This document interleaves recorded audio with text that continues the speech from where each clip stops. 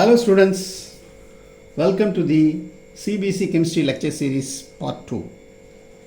Today we will take one concept in the chapter Solutions and discuss the conceptual applications. The concept is solubility of gas and liquid. Solubility of gas and liquid. So in this particular concept, we know that all gases are generally soluble in water to some extent. We will take one practical example. The existence of aquatic life like fish, crab, prawns, etc. in lakes, water, river waters, seas is mainly due to the dissolution of oxygen gas in water. So the solubility of a gas and liquid at a particular temperature is also expressed in terms of molarity or in terms of mole fraction. This molarity and mole fraction both we discussed in the part 1. So what is actually just for a reminder, what is meant by molarity? Molarity is denoted by the letter M, is nothing but number of moles of solute. Number of moles of solute, volume of the solution.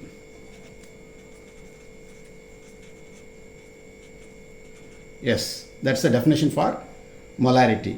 We can also express in terms of mole fraction, is denoted by letter chi.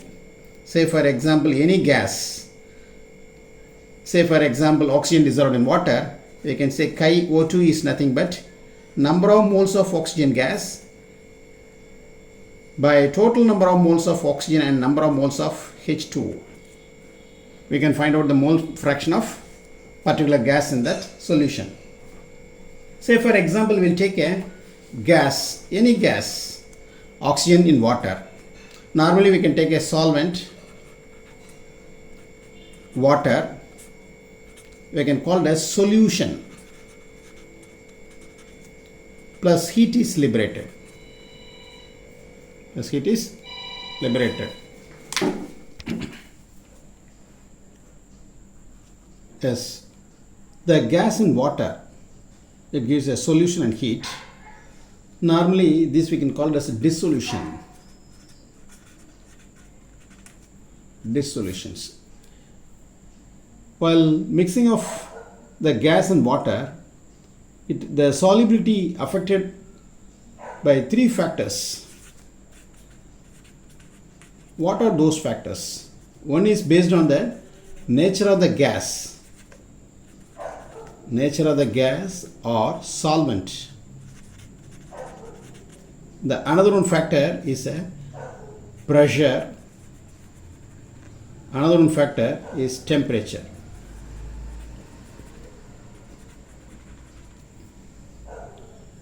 So these are the 3 factors which are affecting the solubility of a gas and liquid. So we will discuss one by one. The first factor is nature of the gas.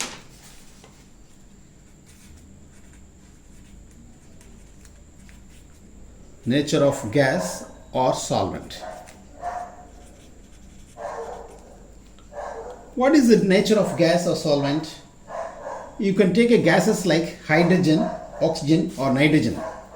Gases like hydrogen, oxygen or nitrogen in water. The solubility of these gases will be very less in water. Less in water. At the same time, if you are having a gases like ammonia, carbon dioxide and HCl in water, this will be more soluble. At the same time, if you change the solvent like ethanol or benzene, whatever things, these gases are vice versa. What is it vice versa? The gases like hydrogen, oxygen, nitrogen and in water, it's more soluble in ethanol. At the same time, ammonia, carbon dioxide, HCl, in ethanol, it is less soluble. So this is one of the important factors. The second factor, we can discuss about temperature.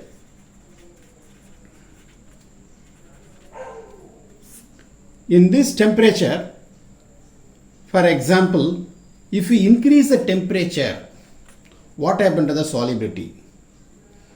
Solubility will be decreases.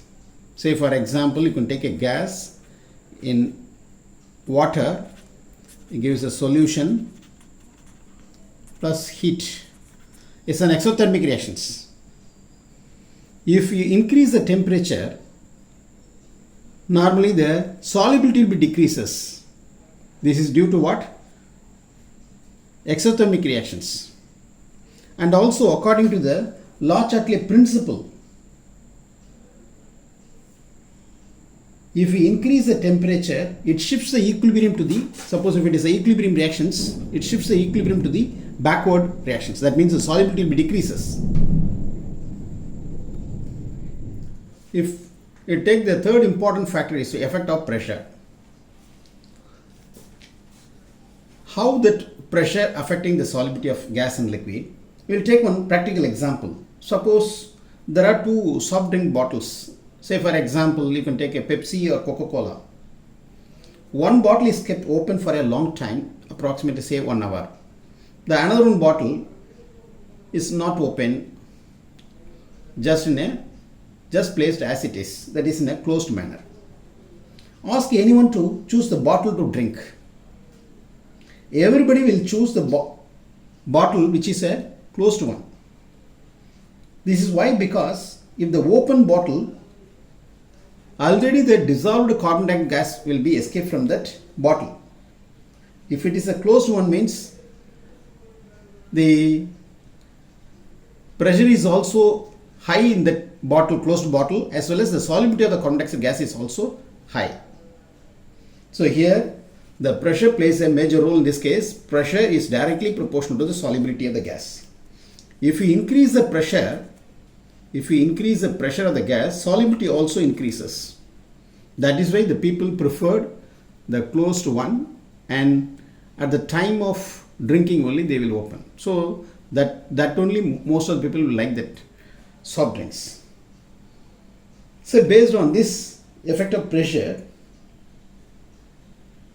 in the year 1803, Henry studied about the solubility of gas and liquid. Studied about the solubility of gas and liquid.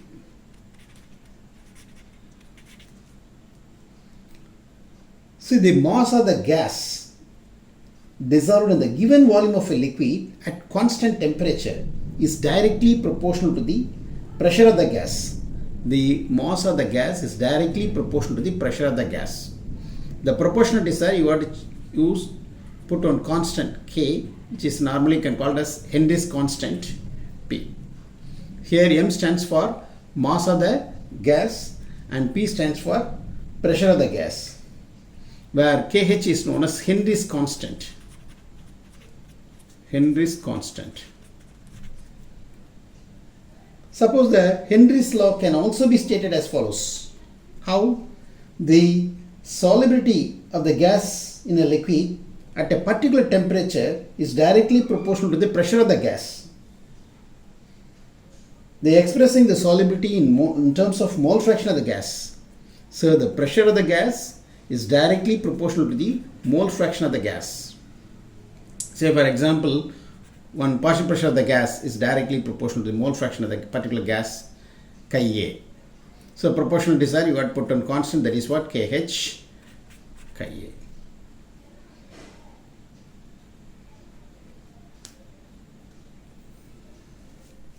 Yes, based on this Henry's law, the conclusion drawn from the Henry's law.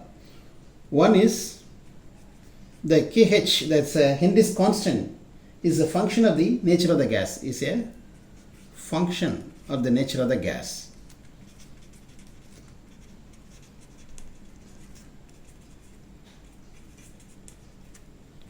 The another one, the Henry's constant is inversely proportional to the solubility.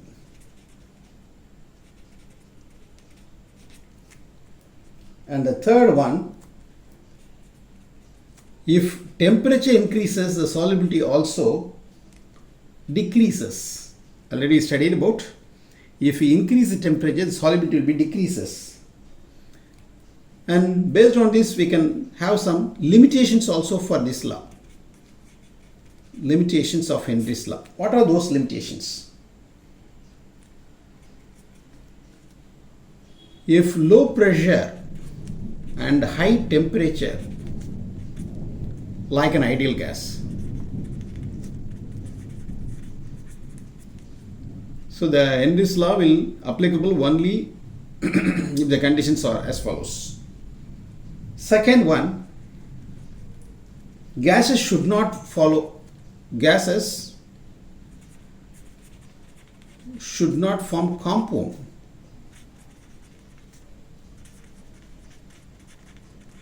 Say for example, you can take ammonia in water.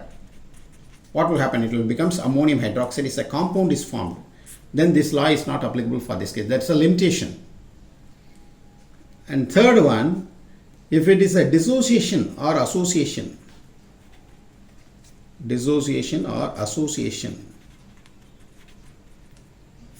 what are the dissociation? You can take a gases like HCl gas. It will become H plus plus Cl minus. So in that case also the Henry's law doesn't works. These are the some of the, now we'll discuss the applications of Henry's law. First one, in the production of carbon dioxide beverages. You can say soft drinks like Pepsi, Coke, that type of cases. The solubility, we can study that one. That's one of the main applications. The another one, the deep sea divings. The deep sea diving, or you can say scuba divers. What is this application means? The scuba divers normally carry oxygen for underwater excavation. So while carrying the oxygen gas, so they will mix with nitrogen for the solubility. So in this case, if nitrogen is dissolved in blood, it causes a disease called bend. To avoid this bend, nowadays the nitrogen gas is replaced by helium gas. That's a second important applications of Henry's law. The third one, for climbers. Normally the climbers are mountaineers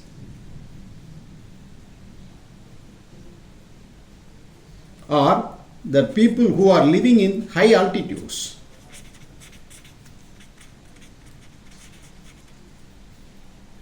In that case, the partial pressure of the oxygen is less than the ground level. The partial pressure of the oxygen gas, the partial pressure of the oxygen gas is less than ground level. As a result, what will happen? Low concentration of oxygen in blood. The people who are living in high altitudes feel very weak, are unable to think properly,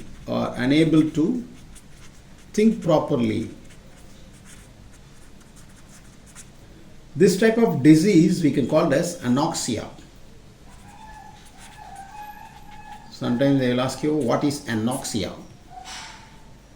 The people who are living at high altitudes having a low concentration of oxygen in blood. So that result, unable to think properly, or you can say they feel very weak, we can call it as anoxia. These are some of the applications of Henry's law. Next we will discuss about practical problems based on this Henry's law.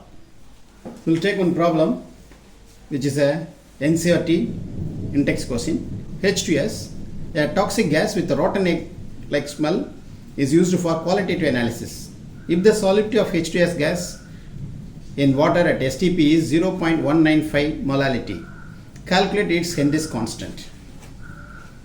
So you want to think about that formula for this case. The formula is partial pressure of the H2S gas is directly proportional to the mole fraction of the H2S gas. Is directly proportional to the mole fraction of H2S gas. So P is equal to KH chi H2S. So what are the data given? From the question, the data is given.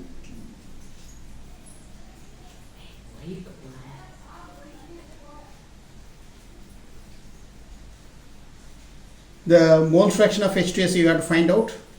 The formula is NH2S by NH2S plus NH2O. Number of moles of H2S plus number of moles of H2O. The number of moles of H2S gas is given as 0.195 divided by 0.195 plus, if you want to find out a number of moles of water, you see that one, N is equal to W by M, that is 1000 divided by 18. If we simplify it, we can get a 55.55 moles of water. So 55.55 moles, 0.195 divided by 55.745. If we simplify it, 0.0035. That is a mole fraction of H2S gas. So already we know that 1 atm is equal to 0.987 bar atmospheric pressures.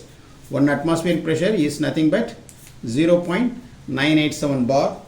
If we use the formula P is equal to KH chi H2S, then the question is KH, they are asked to find out Henry's constant, that is P by chi. The pressure is given as a STP. We can say either you can take a 1 atmospheric pressure or you can take a 0.987 bar. The answer may be coming say bar. So you can substitute this mole fraction of H2S gas 0.0035. We can simplify it. We can 282 bar will come. That's the answer for this case. Thank you, students.